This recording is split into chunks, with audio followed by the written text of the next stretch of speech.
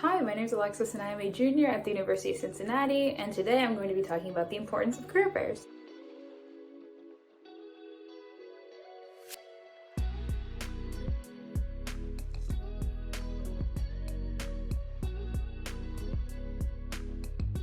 As you progress through your high school and college career, you should consider going to a career fair. Career fairs are great networking opportunities as you can meet with many different employers at one time. Plus, you can directly hand in your resume as well. In addition, there really isn't a perfect time to go to a career fair, and that's why even if you aren't looking for a job, you should go as early as possible. This is because with career fairs, you can get a good idea of what is out there, and you can build a list of contacts with potential employers that you'd maybe like to reach out to one day. Hopefully by now you're interested in attending a career fair. And if so, there's two options for attending a career fair. You can either go to a virtual one or an in-person one. So let's talk about a little bit about what those are. So virtual career fairs are going to be usually on an external platform, like Handshake or LinkedIn. And they're usually virtual rooms where employers will be in, and then you can join and you can talk with them, kind of as if you were in person, but really it's more like a Zoom call. An in-person career fair is usually in a convention center, a university, or in some other large room where employers will be at different booths ready to talk to you about their business. Now that we've talked a little bit about virtual and in-person career fairs, let's talk about the weeks leading up to them.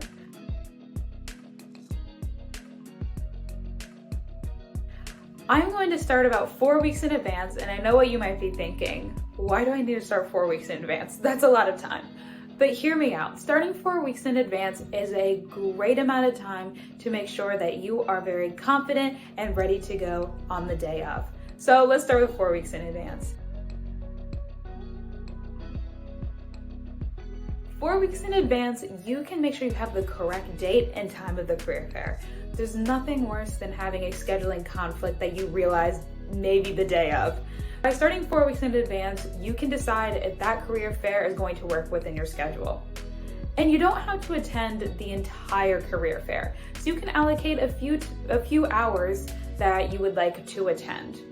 And I recommend about 2 to 3 hours, but you can decide more or less based on your needs. And having a little bit more than a month will allow you to have profiles on job search platforms like LinkedIn or Handshake and to work on your resume for the big day. About 3 weeks in advance, you can start working on your elevator speech.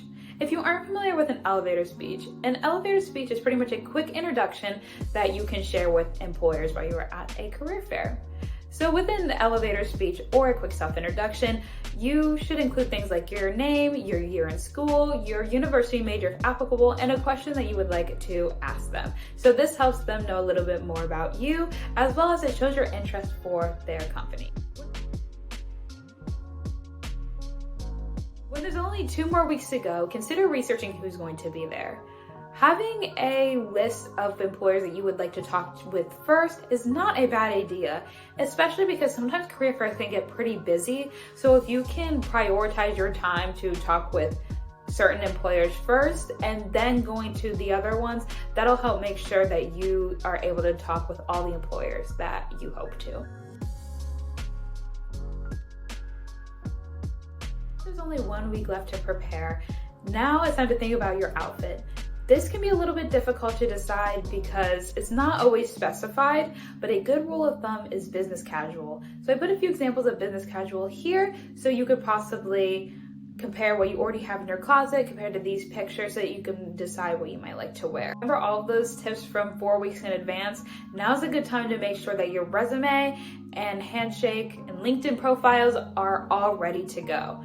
Another thing to consider is make sure that you have ink. If you're going to an in-person career fair, you are going to want to have copies of your resume, and we all know that printers never like to work when they're supposed to. So make sure that you have ink, a working printer, or you're able to run to the library very quickly to print out your resume. Also, something to consider is printing out your resume on high quality paper.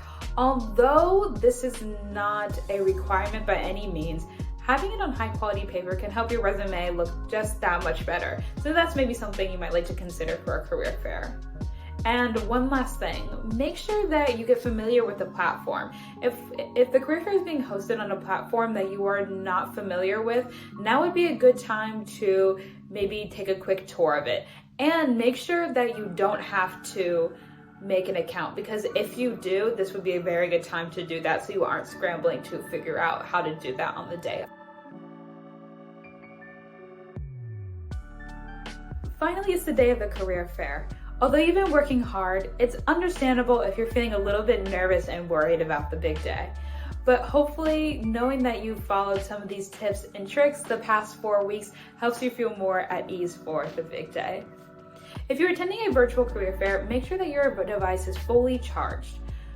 In fact, this isn't a bad idea to do the night before. I personally recommend using a computer, but of course a tablet or a smartphone works just fine as well.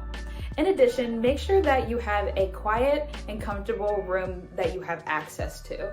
If this isn't in your home, make sure that you allow appropriate travel time as well to get to those places. Good alternate locations include cafes, libraries, or your school/university. Make sure your audio is working as well. Nothing would be worse when you're ready to talk to an employer and they can't hear you. So that's also something to consider as well. If you're attending an in-person career fair, make sure you have your resume copies. Also, consider bringing a notebook and pen so that you can take notes the day of. Also, consider giving yourself some time to relax before you go in. Let's say you're driving to the career fair. Allow yourself some extra time to just sit in your car and relax, listen to some nice music before entering so you don't feel maybe as frazzled before you go in. And also, sometimes giving yourself a good pep talk is just what you need to have the utmost confidence for today. Congratulations, you attended the career fair and absolutely rocked it. There's one last piece of advice I'd like to leave you with. Consider reaching out to your employers again. Following up is a great way to show the employers you talked with at the career fair that you are interested in their company. Even if you aren't actively searching for a job, this is a great way to keep them in your contacts and so that you can reach out to them later when you are looking for a job. But if you are looking for a job, this is a great way to show that you are interested, and then hopefully maybe that you will be invited to have an interview with them soon. I hope this video was very helpful in learning how you can attend a career fair and how you can best prepare for one. And I really hope that although career fairs can feel very daunting sometimes, that you feel more reassured that you're actually going to rock it and have a great time at your next career fair. So good luck at your next career fair, and I hope you have an amazing time. Bye. What is your #1 employer you're planning on visiting today? I really want to see GE Aviation. Hi, what company are you with? With Thermo Fisher Scientific. Thermo Fisher, and what's one piece of advice you can give students approaching your table today? I would say be yourself, be very open and honest about what you're doing, what you want out of your career, and your interests.